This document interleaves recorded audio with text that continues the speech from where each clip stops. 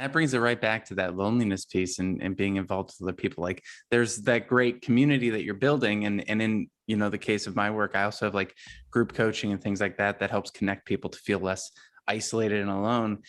But even just reading something like this or watching this video, like just knowing that these problems exist outside of you eases some of that, that isolation, that feeling of isolation. But I do think that a lot of this stuff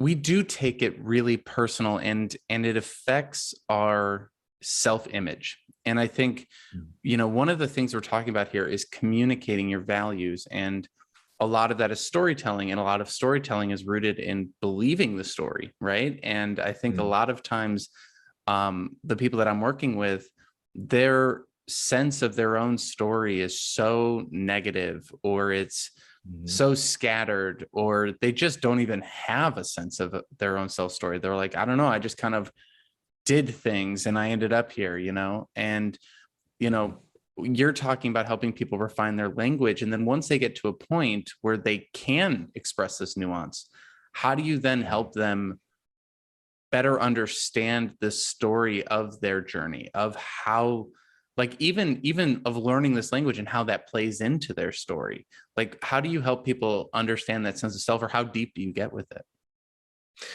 Yeah, it's a good question. And I think at a high level, a lot of what I'm doing is trying to take this inner person that they know they are, and giving them the tools to break out.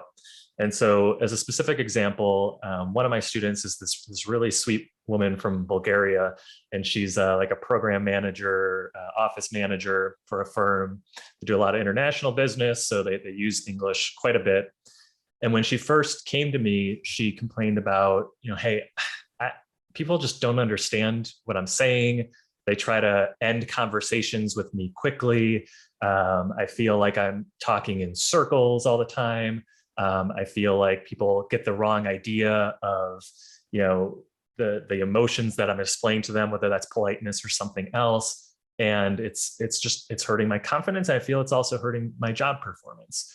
And so, deep down inside, she knows, and I know, that she's this sweet, caring person, very intelligent, very good at her job, but it's just like the paintbrush that she has is a little broken, right? Or the colors that she has in front of her are the wrong colors.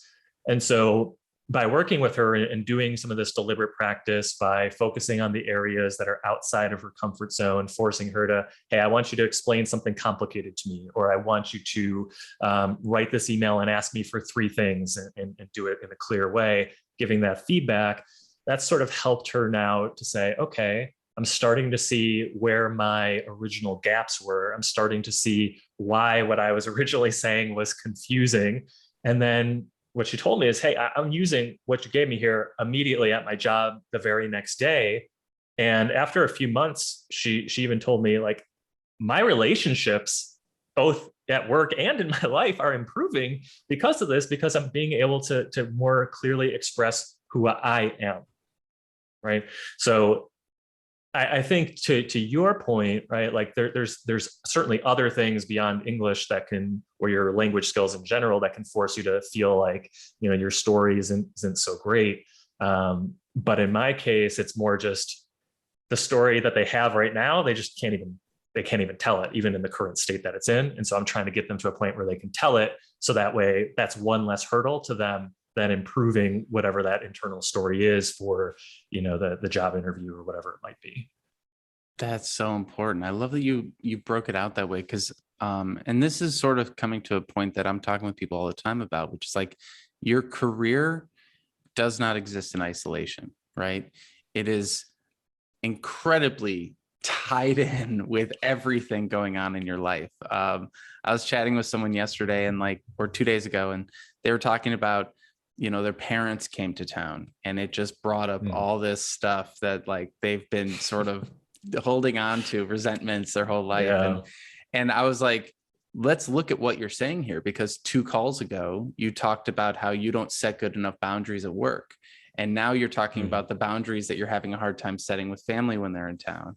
And there's like, everything is interconnected, and the same with our language, right? Like, if we don't have, let's say, a confident sense of self, it's going to show up at work. It's going to show up in our relationships. It's going to show up everywhere. If we do have a confident sense of self, but we don't know how to communicate it, in your case, that's going to show up at work and that's going to show up everywhere else. If you are trying to communicate something nuanced and you can't get it out and you get frustrated with yourself, your tone is going to change. And this is something I'm trying to help people with as well. And it's a very difficult thing to help people with, but like understanding how much tone matters in what you say, right? You can say all the right words with the wrong tone, and you're in an argument all of a sudden. And anyone who's been in a relationship probably has experienced this, right? Where it's like, I am hearing everything you're saying, but I'm not actually understanding it. And you can tell by my tone, right? Like, and so you end up in a tone argument, even though you're all saying the right words. And I think that there's just so much in there. And I think what you're doing to help people like build that confidence and be kinder to themselves, because I do think that that's a big piece of what we're talking about here, is like, how can you just be kinder to yourself as you're going through this incredibly complex, nuanced, difficult, long-term skill building process, right? Like getting good at getting a job is a long-term skill focused, communication heavy process. Learning a new language to the point where you are just like, you know, completely fluent is a very long-term, difficult communication process. And so what are the different ways that you've seen tone really play into it? Like, you know, there's the over apologizing, which is like very concrete, but then there might be like different tones around it. I know it's kind of an abstract question, but what are your thoughts around it? Yeah, so it's funny because, you know, when you were talking about that, I definitely thought to my own life, because, you know, there's been plenty of instances where I've like told my wife I'm sorry about something, but then she won't be happy about it because she's like, well, you didn't mean it because you didn't say it the right way, right? You used the wrong tone. Like, I didn't like your tone. It's like, what do you want? I just said I'm sorry. Like, what's the problem? So true. Which I'm sure is a story, yes, that many people can relate to. But tone is super important from a language learning perspective. And this is, again, you asked at the beginning, like what would separate someone who's intermediate and someone who's more advanced. Tone is a big part of it, because, and that goes to not just verbal tone, but also written tone, the words that you use and the way that you use them. So, you know, when I'm coaching my teachers to then coach students, one of the things I'm telling them a lot is, hey, a lot of these people are already pretty solid with the basics. Like, I don't want you focusing on a ton of grammar rules with them. I want you to specifically look at their tone and tell them how it sounds to your ear. And if there's something that they said or that they wrote that doesn't have any mistakes, but it doesn't sound the way that they intended it, or it sounds like something that you wouldn't hear a native person say, like, that's the thing I want you to correct, because that's the thing that is the least obvious to a non-native speaker. Like, you can go online, there's dictionaries everywhere, you can look up terms, you can look up phrases, but what you don't get from that is, how does that just sound to a native speaker, right? How does that sound to a native speaker?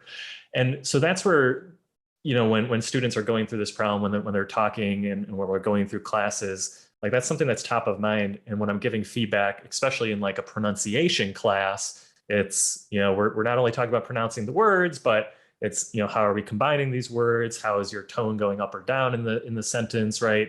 So that way you can convey multiple layers of meaning in the way that you wanted it to.